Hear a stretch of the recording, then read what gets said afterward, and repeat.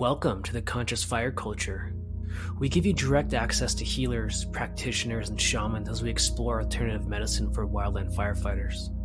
The mission is to break the stigma of mental health and wildland fire and lower the suicide rates. Our intention is to guide you through a transformation that creates a ripple effect in our community. Welcome, I'm so excited you've made it. Alright, check this out. Mountain Mind Tricks and the Wildland Wellness Foundation are coming together for this amazing collaboration. This is going to be the most powerful thing to come to the wildland fire community in a long time, I think. And that is, master plant ceremonies mixed with holistic medicine, with acupuncture, chiropractors, the breakthrough session, all these things coming into one to support you, the wildland firefighter, to help you regain your mental health, your physical health, and get back to peak performance as soon as possible. Because when we work with master plants and essential oils and acupuncture and chiropractic and mental emotional release, when we put all these together, it is a powerful transformational experience that really it's beyond words. Because once you're touched by the divine, once you're in touch with that healing energy of the universe, with that innate power for you to heal yourself, there's no stopping it. It's like a runaway train. It's like you're gonna start healing. You're gonna have a transformation that has this ripple effect that goes beyond just you and your family, but to your crew, to your fire station, to your workstation, to your forest, to your region, to the community. And really what we want to do is give you the most amazing ceremonial experience and back that up with the integration. How do you take those experiences and come back to 3D reality and implement them? Implement those lessons, those realizations that are so deep and profound that your entire life changes. How do you integrate those? One of my great mentors once told me, it's like you get a puzzle and all the pieces are all spread out, but then you get to start putting that puzzle back together into a new way, a new possibility, a new way of being. And that's what the foundation is working on. The first retreat is the end of January of 2022. And if that's interesting to you, I want you to go to the wildlandwellnessfoundation.com. Check that out. And just schedule a call with Melissa and see if it's a good fit. Again, that's wildlandwellnessfoundation.com. The foundation of Mountain Mind Tricks is the breakthrough sessions for wildland firefighters. And it's one of the most rewarding things I've ever done in my entire life, is to guide somebody through an awakening experience, remembering that they have the power to heal and giving them the tools to release the anger, sadness, fear, hurt, and guilt from their past, and to truly release it, to let it go. When I see these transformations in my clients, it's like night and day. There's before the breakthrough session, and then there's after. And there's just so many times that their transformation touches me that I cry. Like it's so powerful and joyful to see that transformation inside them. And there's so many modalities out there. There is acupuncture and traditional therapy and plant medicine, but I love the breakthrough session. I think it's an amazing adjunct to all these other things, or even Western medicine. And the breakthrough session is so important to me because it's what changed my life. It's what allowed me to completely let go of my anxiety and to move forward and to become the healer that I am today, to start my own company, Mountain Mind Tricks. Like that's because of the breakthrough session. Without that, there wouldn't be any of this. And so if you're interested in a breakthrough session to really overcome the blocks in your life, to let it all go, to really step into your light and be who you know you could be, if you want that to happen for you, just go to mountainmindtricks.com, go ahead and click that button, Alternative Mental Health, scroll through there. If it looks like something you want, let's schedule a discovery session. Let's just chat about it. Let's have a talk to make sure it's a good fit. So again, go to mountainmindtricks.com and click the Alternative Mental Health button. Welcome everybody to the show. I'm super excited to have Bequi Livingston with us and Ann Martin as well, joining us as co-host. And Becky is a retired Forest Service fire ops wildland firefighter, and her story is so powerful. And I'm so excited to have her here on the show. And um, Becky, could you introduce yourself and kind of like let us know, I guess, what your career was and how you got into the healing work that you're doing now, and how, where does this intersect with the Forest Service and wildland firefighting and all these things? Sure. And thanks so much, Thomas, for having me on. And, like most wildland fire folks, my story's complex, but I actually got into wildland firefighting in 1979 on the Smoky Bear Ranger District with the Young Adult Conservation Corps on a wildland fire hand crew. And that started my career.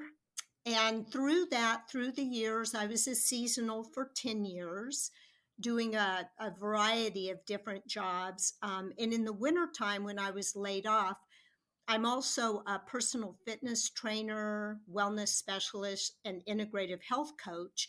So I would do that in the wintertime. And also, I was an elite athlete. So I did a lot of competing in track and field, running, and bodybuilding. And I finally, in 1990, got my first appointment in California, but it was after a season, 1988, of the famous Yellowstone fires, where I was one of the first two women hired on the Smoky Bear Hotshot crew, which had always been a dream. And that was a tough year. And so that was 1988. And then in 1990, getting my first appointment in California as an assistant fire engine operator. And the interesting thing about that is, and this is all part of this story, is while on the job only 6 weeks, I became pregnant with my daughter. And at the time, being pregnant and being a wildland firefighter wasn't really conducive. So after having the birth of my daughter, I resigned. That was the second time I had resigned, the first time being after my hotshot year in 1988, being on the Yellowstone fires. My crew actually got trapped on one of the fires in North Yellowstone. I had been very sick and they had medevaced me off the fire. But that was the first time I resigned, starting this healing journey, because I realized at that point that, at least in my viewpoint, that we were intentionally putting wildland firefighters in harm's way to satisfy a political agenda. That's what happened to our hotshot crew. So again, fast forward to 1990, I've had the birth of my daughter and I resigned so I could spend time with my daughter. My husband and I, who we met in 1988, he was a helicopter pilot and owned his own company. And me, being a Smoky Bear hotshot, met actually on a fire in Colorado. So when I resigned in 1990, I went to work with him and we operated our own helicopter business. But the great thing is that it gave me an opportunity to step back from wildland fire. And I focused primarily on doing my personal training.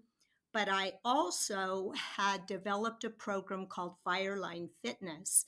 And so I really started ramping up that program. I started working with other structural fire departments and other first responders using my program, realizing there was such a desperate need for fitness and wellness.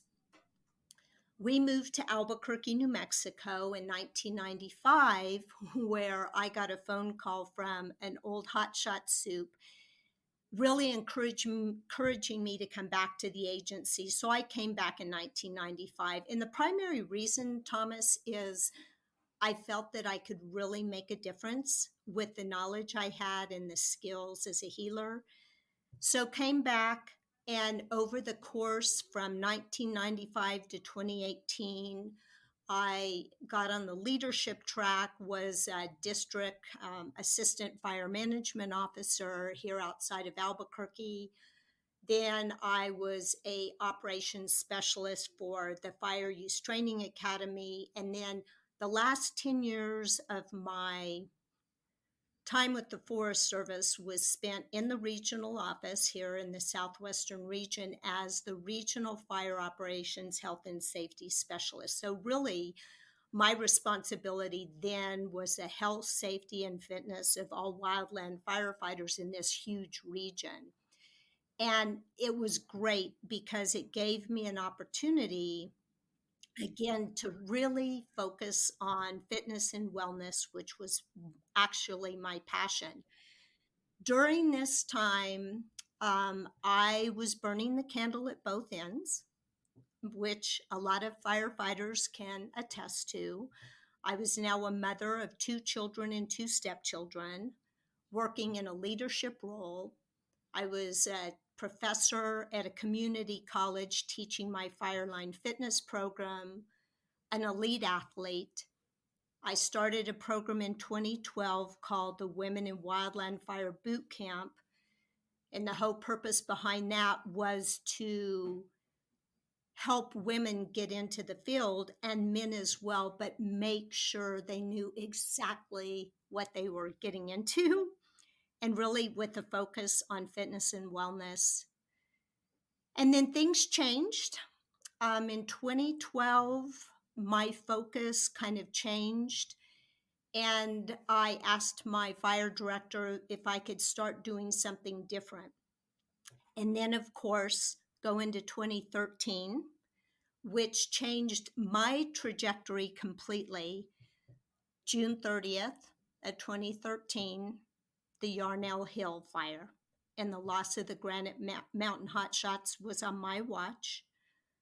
I got one of the first calls from my fire director that there was a crew missing, and about 10 minutes later, the call from him that they were all found deceased.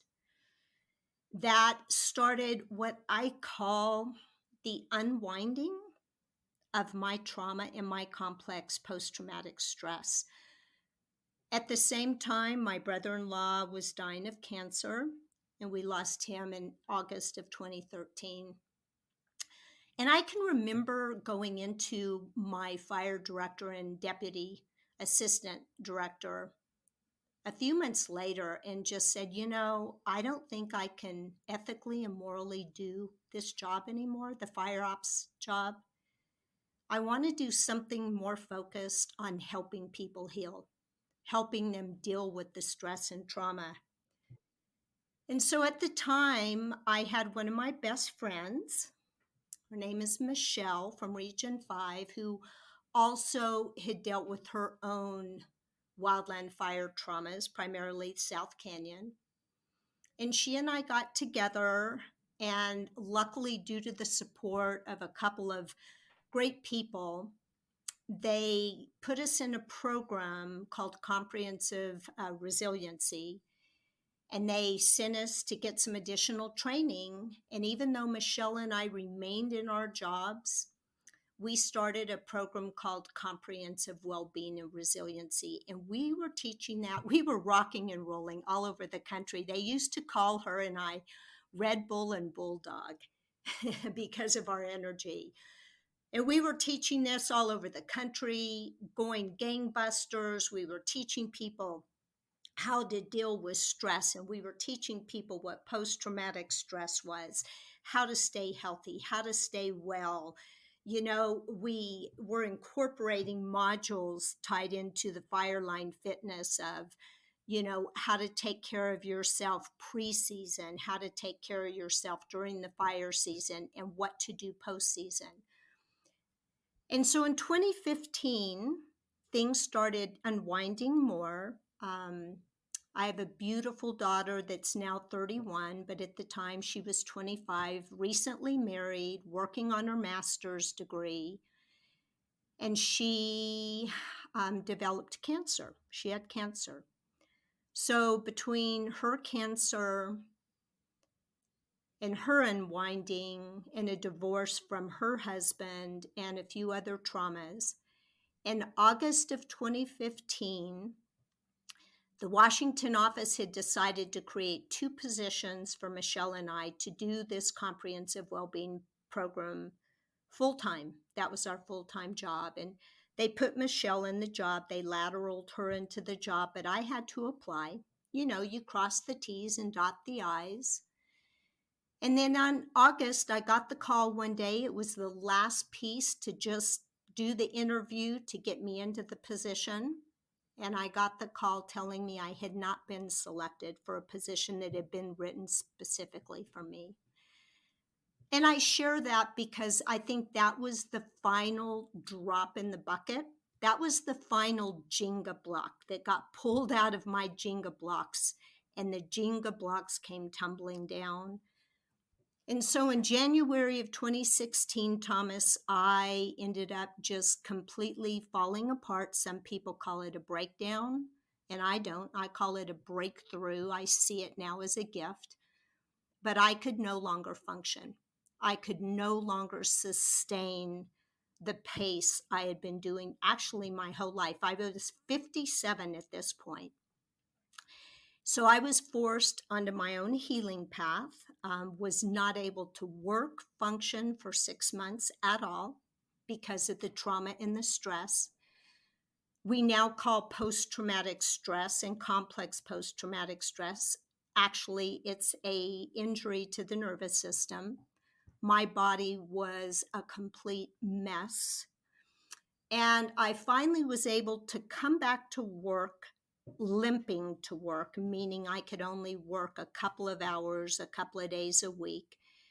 Thanks much to many of the Wildland folks that supported me and donated leave, I was able to get through to August of 2018 and was forced to retire because I could not function in that job of the stress. And so I retired in August of 2018 and have spent since that time and before on my healing journey using a variety of modalities. And I will tell you what, I have tried everything. You know, I've had friends of mine say, oh my God, Bequi, you have to do this. If you don't do this, you're not going to heal.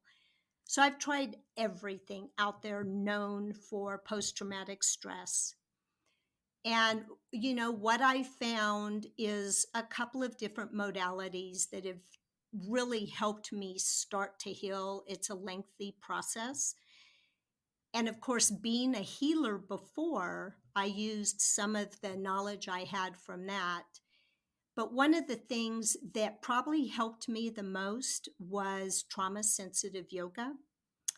And the reason being my trauma and grief, and I'll come back to that in a minute, was so jammed up in my body. Our bodies hold our trauma and grief when they're not processed, especially when you're in a first responder job where you don't have a chance to unwind and de-stress and process all that trauma and grief. And I was now forced to do it, but it was held in my body and had been held there so long because part of my journey was I had to go back into my childhood, recognizing that so much of what I was dealing with was unprocessed trauma and unprocessed grief from my childhood. I mean, all the way back to me being in utero, to be honest. I had had so many things happen to me as a child and never had the opportunity to grieve them. I lost my mother when I was 21 to an overdose. And I lost a brother who took his life. And I had never processed that because, as we do, I pulled on my fire boots and I was tough and I just marched right through it and thought, you know, I had gotten through it and I hadn't. So I had to literally go back and start picking up all those pieces and those fragments of my life, of my childhood, of my past grief, and of my wildland fire trauma that I had dealt with on so many occasions, and even the grief of getting so many phone calls like Yarnell Hill. So fast forward to the trauma sensitive yoga. What I've learned is that's kind of become my salve, that's become my medicine, because what it's helped me do is really get into my body and somatically start to release and process that trauma. So that's been really part of my magical healing, is the somatic, the body piece. And of course, there's so many other parts to this. But then to kind of tie this together and wrap it up, what's beautiful is forcing me on this journey has been a gift. Even though I'm still in it, I'm still dealing with so much stuff and I'm healing. I see it now as a gift. And as a healer, what's amazing is my capacity to heal and the way I teach and I work and I coach has changed 180 degrees. Before I was coaching and teaching and talking to people and doing workshops from my intellectual brain, from the knowledge I knew in my brain. Now it comes from my heart. I know what it feels like to be a sobbing, crying, shaking mess on the floor. I know what it feels when you just can't even get through your day. I know what it feels when you just don't want to wake up the next morning. I know what post traumatic stress and complex post traumatic stress feels like. And there is a difference between PTS and complex PTS, by the way. So, what I've found is now I'm wanting to slowly start giving back, paying it forward, helping other people, especially first responders. And of course, I have a very soft spot in my heart for wildland firefighters and for children that have dealt with grief and trauma. And so I'm slowly starting to move forward. I'm teaching trauma sensitive classes now. I've developed kind of a hybrid class called Stretch Out Stress that includes several different modalities that have helped me, including yoga, meditation, wisdom healing, qigong, to name a few. I've been teaching a few workshops, which really excites me because my love is teaching others. And I'm writing a book. It's called Finding Calm in Chaos. And part of my workshops are excerpts from that book. So, and I think I'll wrap it up by saying, and I'm married and I've got 4 beautiful kids, and all 4 of them are first responders. So go figure. Wow, thank you, Becky, so much for your story and going in such depth. And I think, there's a couple things I want to talk about in your story, and I think we could really go really deep into your story. But for me, one of the things that you mentioned that I kind of want to ask you first is this intentionally putting wildland firefighters in harm's way, like because of a political reason? And that's something, when you said that, it's like, oh yeah, I've seen that before in my career. I've seen that a lot of times. Or maybe it's not necessarily always harm's way, but it's just like the task or the actual operation doesn't even make sense, and it's just we're doing it because of something political. And I just want to get your take on this, of like, how is this still happening today? Is this how common is this, do you think? Boy, and that's a tough subject to really grapple. And I would say, based on my personal experience, which happened several times in the early 80s and, or, well, through the 80s, and that experience on Yellowstone was profound for me because, my superintendent on the hotshot crew knew we were going into a very dangerous situation that they should never, ever, ever have put us on.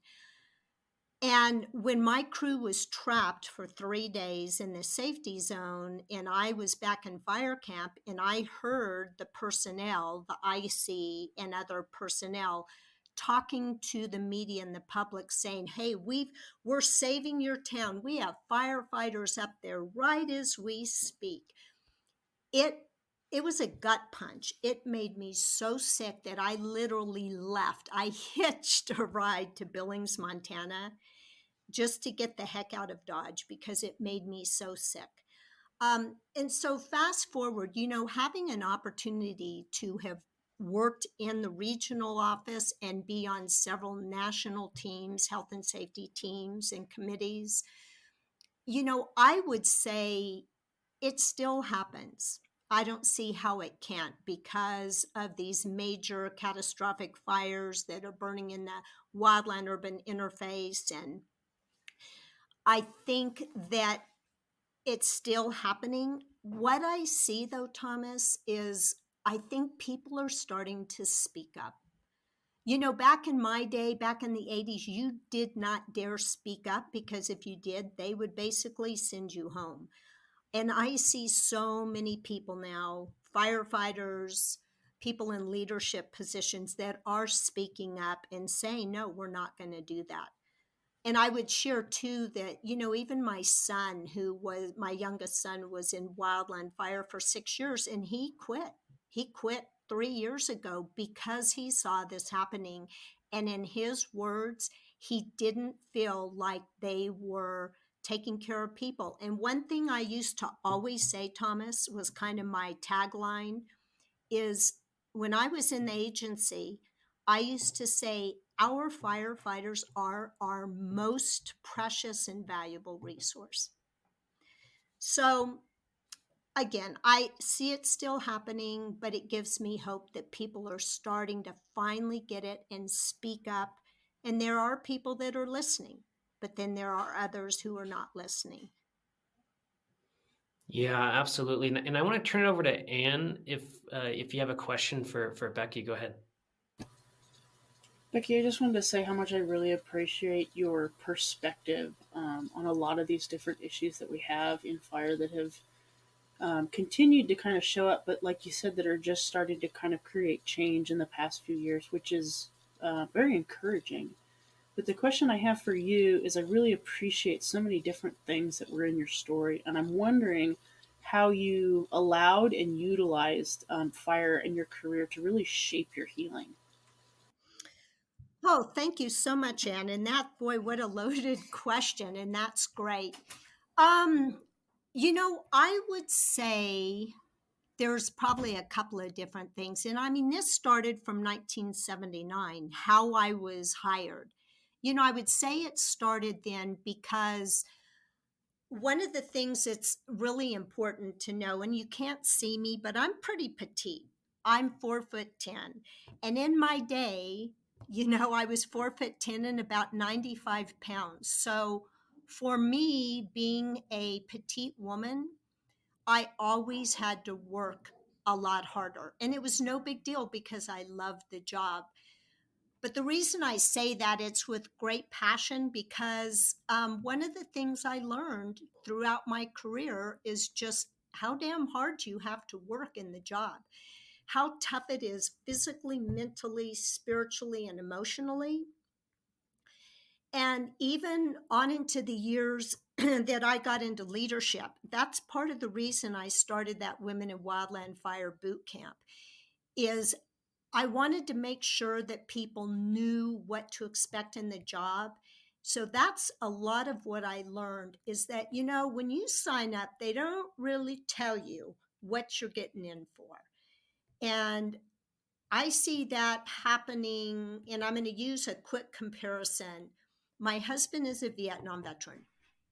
And, he's an amazing man. He's a Vietnam veteran. He served his country. What I have found, and this is an amazing correlation, is that the incidence of post traumatic stress with a lot of his comrades, and I see a lot of that with our wildland fire folks. And it's because I think people just aren't told what the job entails, they're not prepared. And so, fast forwarding to your question, I think for my healing personally, I learned I have to be honest. I have to speak my truth. I have to ask for what I need. I have to set boundaries.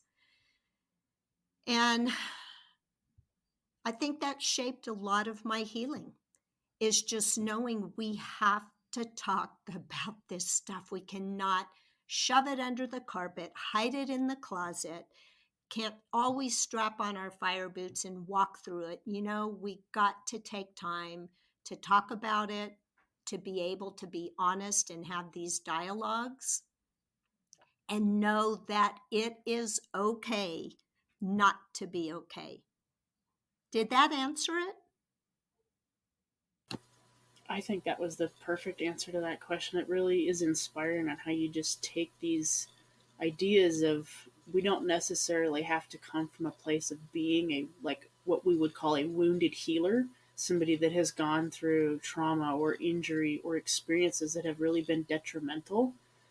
But you can develop healing at any different point in life. And unfortunately, a lot of us will come from that place of kind of detriment into healing, but you can do it at any time. You can do it right now. And I really appreciate your perspective on just being able to utilize things like boundaries and basic needs that are really true to yourself and understanding what those are and bringing them forward.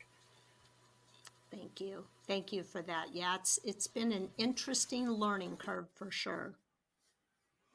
Yeah, Becky, such an amazing, like, there's just so much here to talk about, but I kind of want to go back to something that you spoke about, and that was when, and maybe this is kind of hard, but I really hope we're open for this, is like when you didn't get selected for that position that was written for you. I think I have seen that so many times in my career where people are, there's that carrot hung in front of them, like there's this position, or we're going to give you this detail, or this is going to happen. And then something behind the scenes just makes it not happen. And I just want to get your perspective on this, because I think this is like an agency-wide epidemic of people really feeling like somebody's out to get them, or like something. There's just so much drama and conflict with filling positions, and I know the hiring process is just, nowadays it is just a total nightmare. But I want to get your idea on this idea. Whoa. Again, boy, what a loaded question. And, one thing I'll say is there's no doubt I still have a lot of anger that I'm starting to process. But so what I say, it's not judging, it's just my perspective, because this does need to be talked about. And this is probably about the fourth time something similar had happened in my career. And this time in particular, though, was devastating because these two positions had been written specifically for us.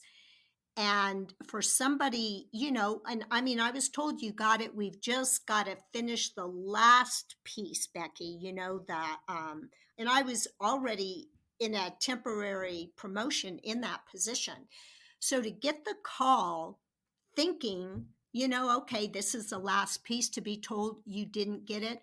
What was worse is when I inquired, they refused to tell me why. I ended up filing a FOIA, Freedom of Information Act, and that was August of 2015. And they have timelines, and 60 days had gone by and I heard nothing. And we inquired, and they had lost my FOIA. We resubmitted it. 90 days later, they still couldn't find it. 6 months later, I got a packet in the mail, and it had this whole report, and almost everything was redacted. I tore it up and I threw it in the trash, because I realized at that moment it didn't matter anymore. But I will say what was heart-wrenching after that is that we found out later that that was an intentional move to, I don't want to say destroy, but to break that program. So the program ended up slowly fizzling out. All the hard work we had done slowly fizzled out. And that was the hardest part, is it was intentional. It was almost like they were intentionally trying to break up this super team of Red Bull and Bulldog, because we were visionaries. We were doing things that the agency didn't necessarily support, because we spoke our truth. We said it the way it was. So I would say, yeah, I still see it happening. I had somebody call me probably 2 months ago that had had something recently happen to them, another female. So it breaks my heart. But I would say again, I think by speaking our truth, speaking up, shining a light on it, letting people know this crap is happening, fighting back. And I see a lot of people starting to really fight back now, fight the system by filing EEOs or whatever the case may be to really bring awareness and not just let it slide. I want to guide you through natural wellness and holistic medicine, which means using products like essential oils, essential vibes, glutathione mouthwashes, or even reading books. There's so many products out there that can help us, supplements, essential oils. There's so many things about the doTERRA lines of essential oils that I use every day, like lemon to detox my body and help me hydrate, like On Guard to give me that extra edge in my immune system with the pandemic going, balance to keep me grounded and moving forward in my life. I use the oils every single day, morning, afternoon, night. One of the biggest things they help me with is sleep. I sleep so well because I'll lay on the lavender, I'll lay on the balance, I'll feel so grounded and sleepy, and it's lights out. And I know the Wildland Fire community just struggles so much with sleep, and really the lack of it, right? On top of that, there's books. I've written 3 major books for the Wildland Fire community, and I want you to try them out. Give them a read. Get the ebook, get the paperback, whatever suits you. But there's Overcome Anxiety Like a Hero, really teaches you how to get into a flow state. Awakened by Heartfire is really the spiritual aspects of Wildland Fire, and the Heartfire anthology, the guided meditations, the Heartfire method will completely change your life. And of course, 6 Minutes for Excellence. That is a guidebook for Wildland firefighter excellence, peak performance, mindset, all those things. So go to mountainmindtricks.com, check out the store, check out essential oils, essential vibes, go to the publishing tab, check out the books. Natural wellness is all about taking one step today that makes us 1% better. 1% better today, 1% better tomorrow, and 1% better the next day and the next day. One little habit adds up to moving an entire mountain with our health. That's what I want to guide you through. The essential oils, essential vibes, books, supplements, whatever you need, I'm here for you. So just go ahead and go to mountainmindtricks.com and click on the shop and go to essential oils, essential vibes, or go to the publishing tab and check out the books we've got. Yeah, and I think just to kind of resonate with you, I guess there was, back in my career, I guess 2015 or so, there was one of my mentors. Really, he would always say, like, I just want to take care of my people. And I would hear him across the hall arguing with the AFMO in the office. Like, I just want to take care of my people. And I remember this one time, like the AFMO stood up and was basically yelling, like, I don't want to hear that you want to take care of people ever again. Like, I'm tired of that, And it was like this total bullying situation that was going on. And I remember like that whole season, like that's when it really hit me of like should we like tell the seasonals what's happening? Like, should we tell them that there is no workman's comp? Should we tell them that, there is a mental health crisis? Should we tell them that really the agency is not going to support you like in any possible way?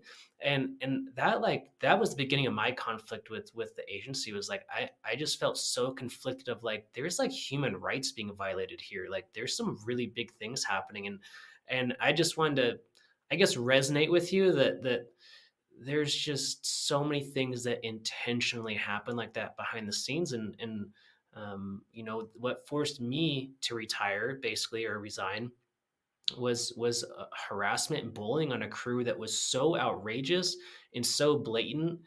I mean, people were developing PTSD from their supervisor, like for real though. And that just not being dealt with, nothing happening, it was so over the top that I said, you know what, I'm ready to move on anyway. But it was like, I just really resonate with your story. Oh, thanks, Thomas. And, my heart goes out to you too. But I'm just going to say one small piece that came up too.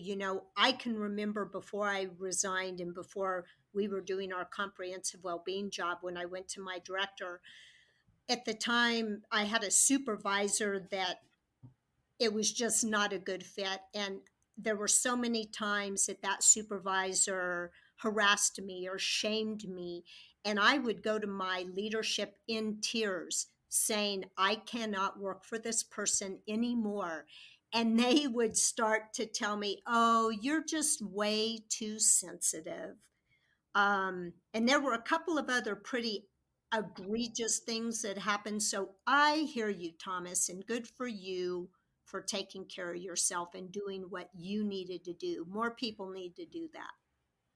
Oh, thank you so much. And I guess I kind of want to shift a little bit to some of the stuff you're doing now with the trauma yoga. And I guess my first question is I would love to hear your insight on the difference between like you call it post-traumatic stress and complex post-traumatic stress. And I would love to just kind of hear like what is that difference? Like what for some of the listeners, like what are some of the signs that are happening if it's complex or just post-traumatic stress?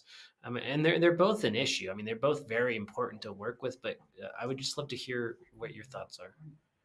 And that's thanks for asking because it took me a long time to realize. And, first I'm going to start with saying we really need to start changing the language of calling it a disorder. They no longer refer to it. It is not a disorder.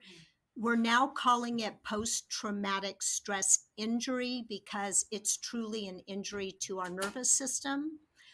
And with post traumatic stress, basically, that occurs after usually a one time, very horrific event that causes shock and trauma. So, for example, a burnover would be a great example. You have a crew that's involved in a burnover and entrapment, and that could very well end up causing post traumatic stress. Where it differs, complex post traumatic stress is usually ongoing. It's relational in manner, meaning it deals with people. So, a person that works, for example, for an FMO, like you mentioned, that is constantly shamed and, betrayed and rejected and abandoned over time, over time, over time, that then becomes very complex because it happens continually over time, keeping that nervous system continually under a stress response.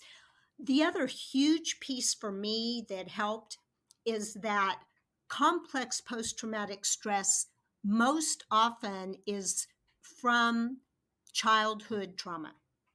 And there's this great program and questionnaire called the ACE study that was done in California. And they have a questionnaire, but it's called the Adverse Childhood Experiences. And I'll tell you what, Thomas, for me, if we gave every firefighter one of the ACE questionnaires, what that does is early childhood trauma and neglect and grief sets us up for post traumatic stress later in life if not dealt with. So that's really the difference is the complex is ongoing, relational, and you hear a lot about like Stockholm syndrome, people that have been kidnapped. That causes complex post-traumatic stress because it's occurring continually on a daily basis over a period of time. Both affect the brain and the body very differently. They both have very similar symptoms, yet very different. And both require specific healing modalities. Yeah. Oh, I love that so much. It's such a good definition, I think, for the listeners. And I it's so interesting where something I've come to realization is I feel like there's this when we're a wildland fire or a first responder, whatever it is, and we have the childhood trauma, we're just adding pressure to those buried layers and adding pressure in every fire assignment, every kind of little tiny trauma, because even being away from our families, even being detached from our home for 2 weeks over and over and over again, like just that alone is to me it's actually a trauma. And so we're putting that little bits of trauma on top of these buried layers. And I think the what I've noticed, especially in my practice, is that people that are in wildland fire with childhood trauma, it just gets heavier and heavier, and it's a lot harder for those folks to deal with the job because of the stress. And that's just my thought on all that, and I just really appreciate that. And I want to turn it over to Anne to see if she had a question for you. Yeah, it's interesting. In some of the training that I have done, my understanding of kind of the complex and the regular post traumatic stress was something called a little t and a big T trauma. So, the big T trauma, of my understanding, is something like a burnover or some really big event that happens that causes a lot of stress after the event that can still affect you into the future. A little t trauma is something that continues to happen over time, and like you said, is very relational, but also has effects. Just it's negative emotions. It's really negative experiences that continue to wear and wear and wear at the body. And something I want to mention here is that the fact that this isn't like a death sentence. If you have stress that keeps coming up, especially something that's like complex post traumatic stress, things that keep coming up for you that you believe are detrimental and things that you are preventing you from completing your goals or living a happy and healthy lifestyle, that you don't have to sit in these forever. And Thomas and I are both very well versed in a lot of the similar modalities as far as our treatment plants go. And Becky, you have a little bit different experience than we do, but I'd love to hear kind of like how you utilize and how you've had it personally, staying resilient through all these crazy things that life can throw at you and really coming back to not sitting in that, like being in the definition of, yes, I have post traumatic stress and that's who I am. Wow, beautiful, beautiful for your comment and your question, Anne. And thank you too to the work you're doing to help others. And I'm going to go back to the big T and little T. When I first started my journey, I was told the same thing. But that I know that viewpoint is changing a little bit. And what I learned is that, trauma is trauma. And um, for a lot of people, it doesn't matter if it's a big T or a little t, trauma is trauma. And that's been really helpful for me to recognize that. I think the other thing that's been so important for me is that, and you both know this, everybody's healing journey from trauma is unique to them and very different. In the first couple of years, I shared, I had therapists, I had other people telling me, Becky, if you don't do EMDR, you're never going to heal. Well, let me tell you something. EMDR for me was devastating. It opened Pandora's box wide open. Um, and so, what's been fascinating for me is two things. Number one is being true to me and really listening to my body, learning to listen to those somatic, voices, those somatic experiences, and what I need, not what everybody tells me I need.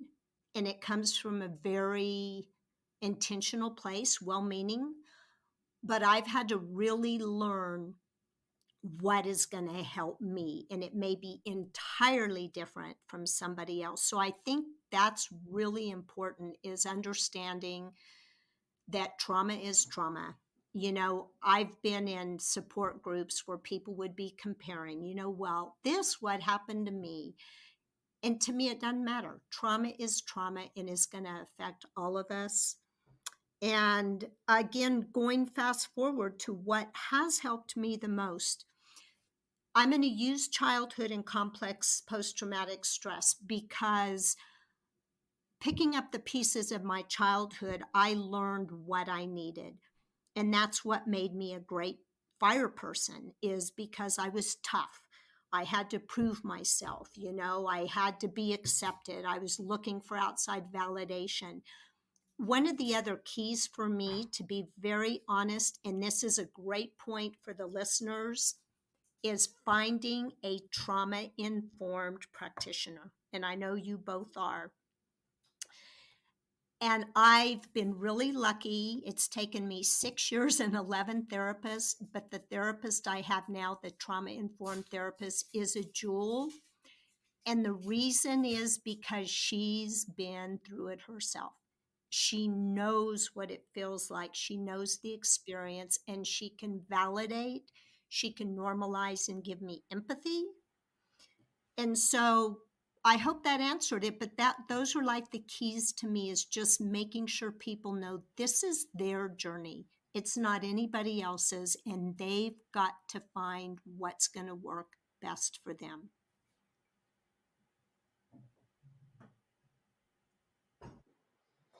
Oh, that's beautiful, Becky. Yeah, I really appreciate that. It's so important in my experience with my clients are the every session is so different. Even though it's the same modality, it's still so different. And sometimes it's like, we just gotta trust the process and go in a totally different direction than it's just so interesting how it is so specific. And I what I love so much is this saying of like finding your own medicine. And I think that's really, for me, the best way to capture that is like finding your own medicine.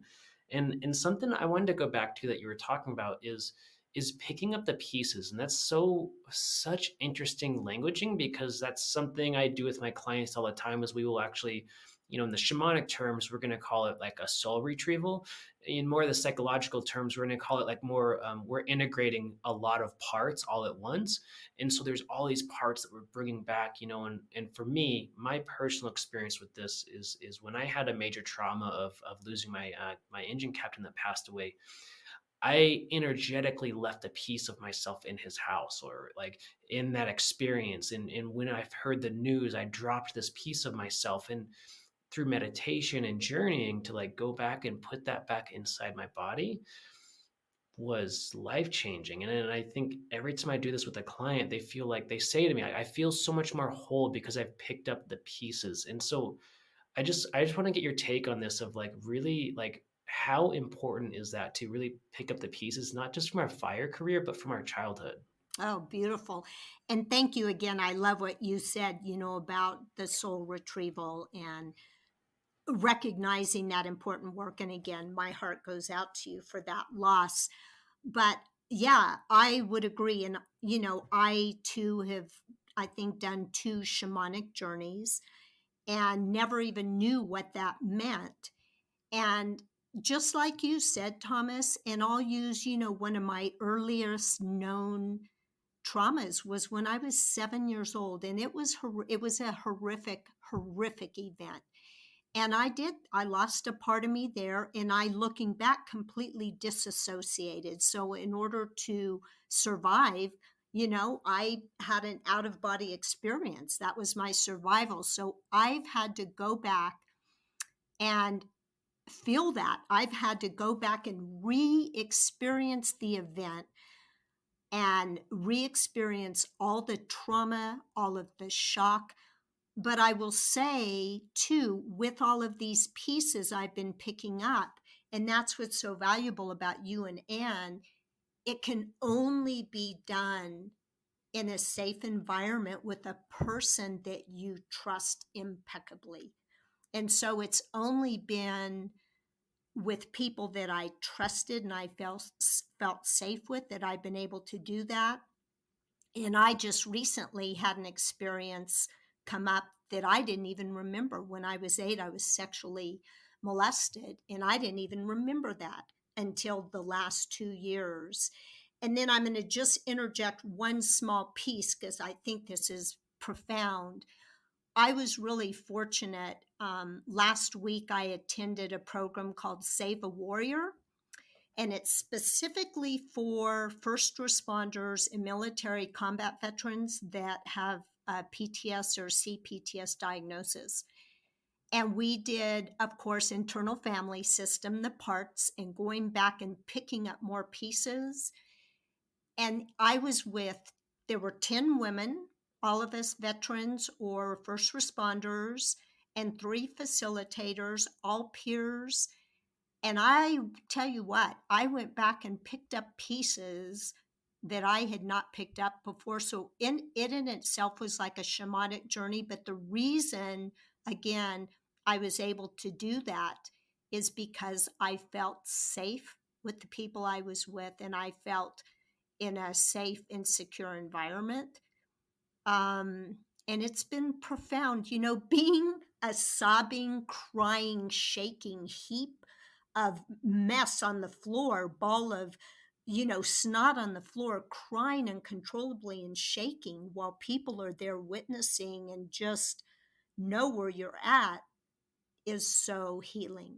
So I'm continuing to pick up those pieces.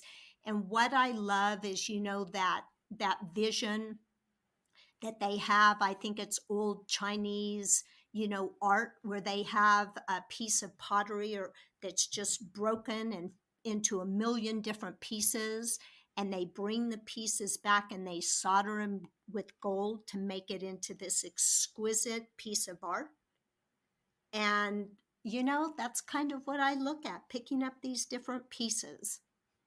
Oh, that's so beautiful, and something I guess I wanted to go just a tad bit deeper, and please share as much as you want to. But for me and Anne in our modality, like I guess I don't want to speak for Anne here, but for me, I've always been a little bit hesitant about EMDR because I'm not so into like re-traumatizing the client, reliving events. In fact, our modality, you don't even have to tell us about the event. You don't even have to go into it, and we still can release it. And what's so powerful is like you're talking about these experiences. I think are for me releasing the emotion and the energy out of the event before we go into it. I think this is something so powerful and so different than traditional therapy. And I just wanted to get Anne's take on this and then allow her to ask you the next question.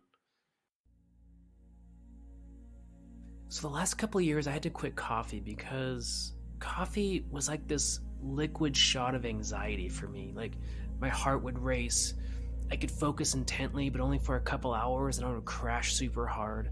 And my sleep was so off. I mean, I would be wandering the universe until, I don't know, 3 in the morning before I finally got to sleep. And then I had to get back at it at 6 or 7 in the morning. And I was groggy, I was tired. It just wasn't working for me. It's not that I was mad at coffee, I was just really disappointed. And so I ended up quitting coffee. And I've been searching for an alternative for a long time. And that's when I came across mud water. Mud water is this amazing, amazing tea. It's got masala chai in it. It's got cacao, lion's mane, cordyceps, chaga, reishi, cinnamon, turmeric, and Himalayan sea salt. And what's so amazing is that you feel the same energy, that same burst that you get from coffee, but it sustains all day. There's no crash, there's no headache, there's no dehydration. It's just this beautiful experience. And so yeah, I'm gonna say it, fuck your coffee. You gotta switch over to mud water because mud water will change your life. There's immune boosting properties, helps you focus with the lion's mane. There's 1/7 of the caffeine compared to coffee. And so there's no jitters, there's no anxiety. It's just this beautiful experience with beautiful plants. So fuck your coffee. So if you want to try out Mudwater, I want you to go to mountainmindtricks.com/mudwater or go to the shop and click on the button. Again, that's mountainmindtricks.com/mudwater. So one of my favorite things about the Mudwater company is that they donate a percentage of their profits to the MAPS Institute. It's an organization that develops medical, legal, and cultural context for people to benefit from the careful uses of psychedelics. So the MDMA psychedelic assisted therapy phase 3 trials, this is MAPS. And that's so important because there's been some amazing breakthroughs in the research with veterans and PTSD and depression and all sorts of amazing things that they're doing. It's so important to support this company. So I'll share just a real quick kind of example that actually happened to me recently. Was I'm always trying to learn, so I did another retreat as far as just like opening up like personal development with a lot of different modalities. And something that we did, I won't really go into the super specifics of it, but it was a portion where we did a regression that allowed us to go back into kind of one of those childhood traumas that was very emotional and traumatizing. And I think the problem was that we actually had to stick into those feelings and really get stuck in that trauma response. And the idea was to then recorrect the experience and have this beautiful, amazing correction And it was there, but between the modalities that Thomas and I use, something called mental and emotional release, which is where you can describe this experience and understand how you feel about it without re traumatizing. The thing that was surprising to me was, why should we be using modalities where we have to traumatize the person to then recorrect the experience when there's something else that doesn't require any of those really negative feelings if you don't have to? And that was just very surprising for me. I still had success with the experience. I still got rid of a lot of the emotional baggage and the really gross negative beliefs around it, but it took a really uncomfortable experience to get there. And I think that's the big beauty of some of the stuff that we do, is now that we are learning and trying these different things that we have found to be more successful, if we can solve a lot of the trauma or issues that we think are keeping us from doing the things that we want without keeping all the, what we call like the crud that's still stuck on the inside of your soul, we shouldn't have to. And we just need to keep an eye out for some of these newer things that we're learning that are very, very effective.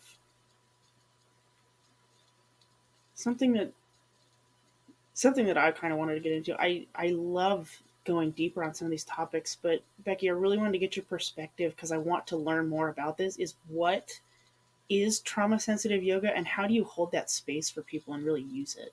Ah, great question. And again, thanks for you sharing, part of your experience too. And so, trauma sensitive yoga, in fact, it's actually pretty cool because I'm doing another training this weekend that's very specific. And so, trauma sensitive yoga is, a very intense yet very calming somatic practice using a lot of different poses and breath work that's specific to helping calm the nervous system, take you from being in that sympathetic to that parasympathetic state. And also, I'm just going to throw in the little tidbit about the polyvagal theory, Stephen Porges and the vagus nerve. And there's so much wisdom there. So, trauma sensitive yoga really incorporates that polyvagal theory and also stimulating the vagus nerve. So, two things. Number one, the practitioner in most cases has had to been through their own trauma journey so that they understand and know what it feels like and recognize what others are going through. My classes are always in person. I will not do them Zoom because I want to make sure that I can watch my participants eyeball to eyeball and notice any type of disassociation or you know, um, traumatic sensations they're having, if they're having neurogenic tremors, just to assure them that they are safe. You're in an environment where you have windows, you have a locked door, nice neutral colors. But there's a process to the actual yoga flow. And like I said, too, I use not only yoga, but I incorporate a little bit of Tai Chi, wisdom, healing, Qigong. I do a little bit of tapping. And then we do this beautiful warrior meditation included. And sometimes I will start to where we just tune in specifically to the body. I'm teaching people to learn, to have the capacity to listen to their body's wisdom. This kind of ties into what you both were saying about there are so many things out there that will help people, so many modalities. Again, I am a somatic believer. And so we're teaching people how to stay in their bodies, how to feel the sensations, how to know where those sensations lie. For example, where do you feel anger in your body? Those kind of things. We do moves that specifically, like I said, stimulate the vagal nerve. And the other awesome thing I love about this practice is I incorporate a psoas release, the psoas muscle. And of course, I call the hips our junk closets, going back to the body holding our memories, the book, The Body Keeps the Score. The psoas for me and the hips are where we hold a lot of our junk. And so doing hip openers and doing movements that really open the psoas, stimulate the psoas. I do one phenomenal psoas release that is one of the most incredible release mechanisms, somatic release mechanisms for trauma. And then I always end it with a yoga nidra to relax people. And then I'll finish with it like a 10-minute calming visualization. And there's a lot of other little tips, but what's so important about trauma sensitive yoga is the wording, making sure that your words matter, that you don't say things that are traumatic. You don't say things that are going to trigger people. You don't do movements that are going to trigger people. You help people build their confidence, but the most important part is keeping them safe, secure, and recognizing when you know they've been activated or triggered and how to help keep them safe and in their bodies.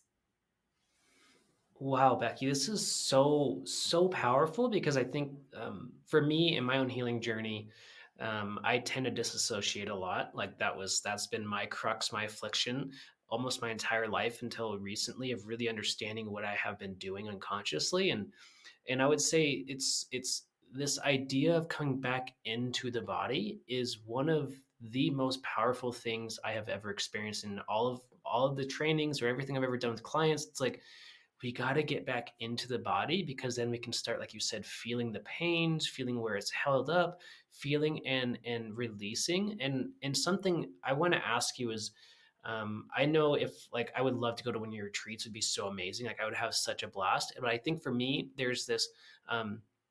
For me, I'm a very visual person, and like I'll give you an example. Like if I'm getting acupuncture or a massage, like somebody can be giving a massage and tap into a knot. And for me, I'm gonna have images coming up. I'm gonna have all these like dream states come up, and where I'm gonna actually, for me, gonna go into a trance almost. But I'm curious on like, do your people that come to the retreats, your clients, do they ever talk about how these images show up in certain parts of their bodies and how that helps them release that energy? Oh boy, what a beautiful question. And I love what you said about, because massage is part of my medicine too, with a safe massage therapist. And yes, people that are willing and open, I always leave opportunities at the end of my class.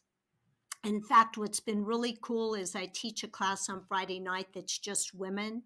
And what we've started doing is staying after class. There's like 3 women that stay after class, and we have kind of a women's trauma support group. And that's what we talk about. They talk about, oh my gosh, this came up or that came up, or I felt it here. What does that mean? And I think part of it is it goes back to that feeling safe. You guys know when you have post-traumatic stress, complex post-traumatic stress, the most important thing is feeling safe. And so, if people feel safe, I provide that environment. And I love when people share that because, and this goes back to Wildland. We are not encouraged, nurtured, or taught to talk about these experiences with our wildland firefighters and our folks. You bring any of this up and you are going to be shut down or told you're crazy or sensitive or woo woo or whatever. And I love when people are willing and feel safe enough to open up because they need to talk about that. They need not to hold it in. So, yeah, I do. I provide those opportunities for anyone who's willing to share.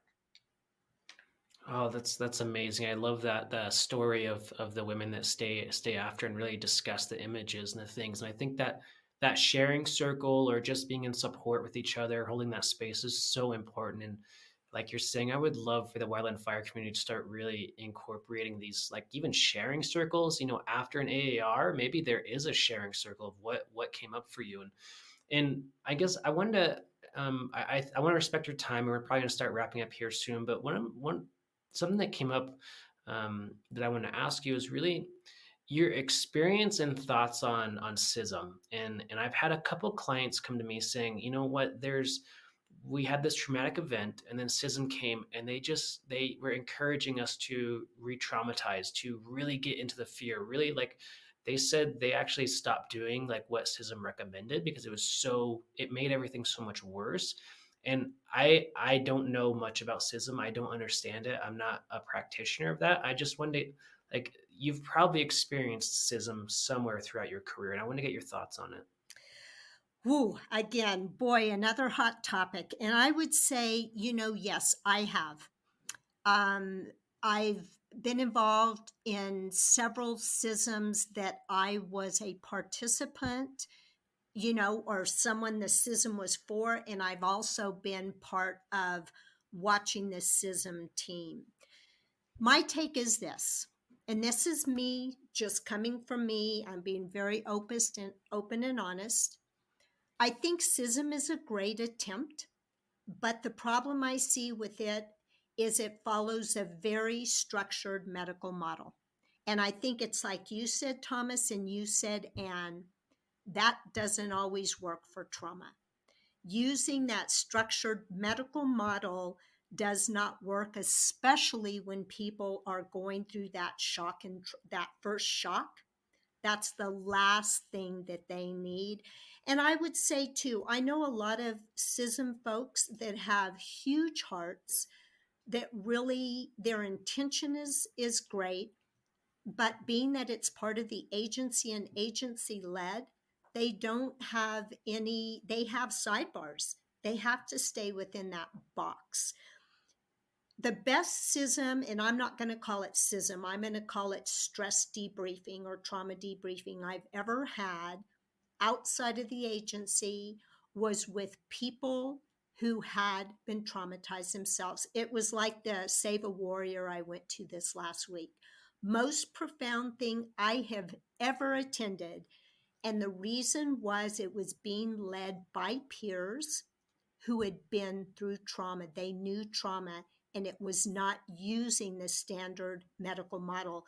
And I'm going to end it by saying two things. In schism, you're being told what to do, what to say. And you guys know when you've been traumatized, aside from feeling safe, you need to feel that you're being seen and you're being heard. I don't think schism provides that. And that's just my take. Again, I know the schism people mean well. Their intention is great, comes from the heart, but it's that standard, fit in the box medical model that just does not work. Oh, thank you so much for that insight, Becky. And I want to open it up to Anne to see if she had any questions for you. I just wanted to wrap it up and say, Becky, I sincerely appreciate you teaching me some new things today and letting me be in your presence to hold space and really connecting over some hurt that we have been able to come past and really be optimistic about the healing that we can continue carrying forward. So thank you for being beautiful today. Oh, and thank you so much. Yeah, I want to second that, Becky, and just thank you so much for your story, for your insight, for everything that you're doing. And where can people find you? How can they go to a retreat that you're putting on? Like, what are some exciting things upcoming for you? Wow.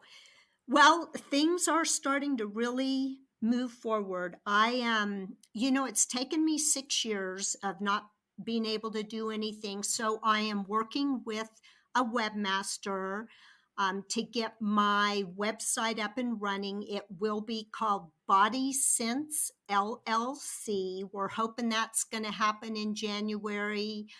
I'm hoping to have podcasts. I'm hoping to have like podcast of my trauma sensitive yoga, a blog, all kinds of stuff. So Body Sense LLC again in January. Working with Melissa Moore, hopefully to partner with her to maybe do a retreat in Puerto Vallarta here in spring. Talking to a few other folks, and then also my book. My book's gonna be my story, but also it's going to have tips and tools like I shared today. It's called Finding Calm in Chaos. And, you and I are talking about that, Thomas. So hopefully that'll be something here in the next 6 months. And then, people can always contact me. I'm willing to give out my phone number. You're willing to share that in my email for now to help people. I'm just happy to do whatever I can to help people. Okay, that's so beautiful. And your contact information and the website and all that stuff will be in the show notes for people listening to this. And yeah, I think it's so exciting. The modalities that you're talking about with the yoga, the meditations, the tapping, really the qigong, the tai chi, like putting all these together in one retreat sounds so amazing. Like I just want to say thank you. It's so beautiful. And um, any last thoughts for the listeners? Any last thoughts coming up for you? I think two. Number one, I would say to anybody out there that is really struggling, please reach out and ask for help. To anybody, to 911 suicide prevention hotline, the first step to healing is admitting you need help and asking for it. I would say that first and foremost, you are not alone. We hear you, we see you. The second thing, I'm going to put a plug in for the Save a Warrior program. um, Profound. It was one of the most profound healing retreats I have ever been on.